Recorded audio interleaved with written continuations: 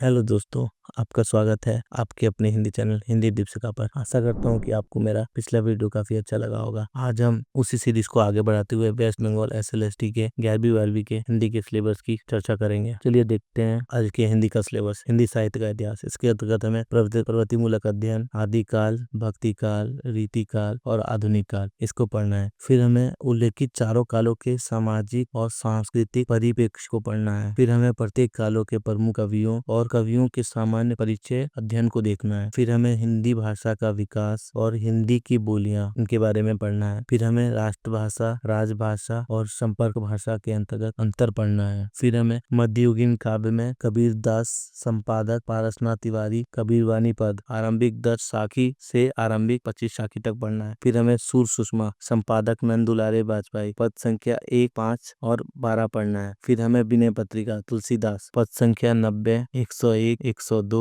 105, 111, 112, 114, 162, 167, 172 पढ़ना है। फिर हमें बिहारी दोहा संख्या 1, 9, 11, 13, 15, 16, 22, 24, 29, 44, 98, 72, 73, 77, 80, 89, 112 इसको पढ़ना है। फिर हमें आधुनिक काव्य में आधुनिक काव्य की कवियों के विश्लेषणात्मक विवेचन को पढ़ना है, जिसके अंतर्गत हमें प्रसाद, पंत, निराला और महादेवी वर्मा, अज्ञे और नागार्जुन के बारे में पढ़ना है। फिर हमें नाटककार के रूप में जयशंकर प्रसाद, उपेंद्र नाथ अश्क, राम कुमार वर्मा, मोहन राकेश कृतियों का विशेष परिचय पढ़ना है। फिर हमें निबंधकार के रूप में मुंशी प्रेमचंद, भीष्म साहनी और रेणु आदि को पढ़ना है। फिर हमें उपन्यासकार के रूप में जयशंकर प्रसाद, प्रेमचंद, यशपाल, जैनेन्द्र, अज्ञे, मोहन राकेश, राजेंद्र यादव, मनु भंडारी, रेणु, भीष्म साहनी की कहानी कला इसके विषय में पढ़ना है। फिर हमें व्याकरण के अंतर्गत हमें कारक, संधि, समास, वाक्य, सर्वनाम, विशेषण के भेद, उपसर्ग, प्रत्यय, क्रिया,